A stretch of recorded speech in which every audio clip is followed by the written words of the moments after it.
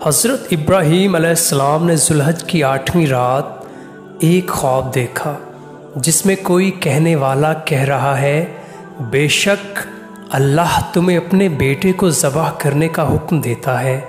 آپ علیہ السلام صبح سے شام تک اس بارے میں غور فرماتے رہے کہ یہ خواب اللہ عز و جل کی طرف سے ہے یا شیطان کی جانب سے۔ 9ویں رات پھر وہی خواب دیکھا اور صبح یقین کر لیا کہ یہ حکم اللہ کی طرف سے ہے، اسی لیے 9 ذوالحج کو یوم عرفہ یعنی پہچاننے کا دن کہا جاتا ہے۔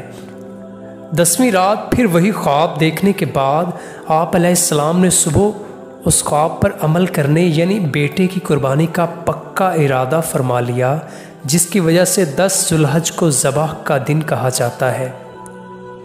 اللہ کے حکم پر عمل کرتے ہوئے بیٹے کی قربانی کے لیے حضرت ابراہیم علیہ السلام جب اپنے پیارے بیٹے حضرت اسماعیل علیہ السلام کو، جن کی عمر اس وقت 7 سال یا 13 سال تھی، لے کر چلے تو شیطان ان کی جان پہچان والے ایک شخص کی صورت میں ظاہر ہوا اور پوچھنے لگا، اے ابراہیم کہاں کا ارادہ ہے؟ آپ علیہ السلام نے جواب دیا، ایک کام سے جا رہا ہوں۔ اس نے پوچھا، کیا آپ اسماعیل علیہ السلام کو ذبح کرنے جا رہے ہیں؟ حضرت ابراہیم علیہ السلام نے فرمایا، کیا تم نے کسی باپ کو دیکھا ہے کہ وہ اپنے بیٹے کو ذبح کرے؟ شیطان بولا، جی ہاں، آپ کو دیکھ رہا ہوں کہ آپ اسی کام کے لیے چلے ہیں۔ آپ سمجھتے ہیں کہ اللہ نے آپ کو اس بات کا حکم دیا ہے؟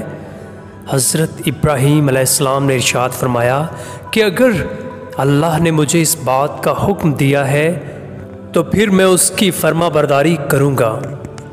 یہاں سے مایوس ہو کر شیطان حضرت اسماعیل علیہ السلام کی امی جان حضرت حاجرہ رضی اللہ تعالیٰ عنہ کے پاس آیا اور ان سے پوچھا، ابراہیم آپ کے بیٹے کو لے کر کہاں گئے؟ حضرت حاجرہ رضی اللہ تعالیٰ عنہ نے جواب دیا، وہ اپنے ایک کام سے گئے ہیں۔ شیطان نے کہا، وہ انہیں ذبح کرنے کے لیے لے گئے ہیں۔ تو آپ کی امی جان حضرت حاجرہ نے فرمایا، کیا تم نے کبھی کسی باپ کو دیکھا ہے کہ وہ اپنے بیٹے کو ذبح کرے؟ شیطان نے کہا، وہ یہ سمجھتے ہیں کہ اللہ نے انہیں اس بات کا حکم دیا ہے۔ یہ سن کر حضرت حاجرہ نے ارشاد فرمایا کہ اگر ایسا ہے تو انہوں نے اللہ کی اطاعت کر کے بہت اچھا کیا۔ اس کے بعد شیطان حضرت اسماعیل علیہ السلام کے پاس آیا اور انہیں بھی اسی طرح سے بہکانے کی کوشش کی، لیکن انہوں نے بھی یہی جواب دیا کہ اگر میرے ابو جان اللہ کے حکم پر مجھے ذبح کرنے لے جا رہے ہیں تو بہت اچھا کر رہے ہیں۔ جب شیطان باپ بیٹے کو بہکانے میں ناکام ہوا اور جمرے کے پاس آیا تو حضرت ابراہیم علیہ السلام نے اسے 7 کنکریاں ماری۔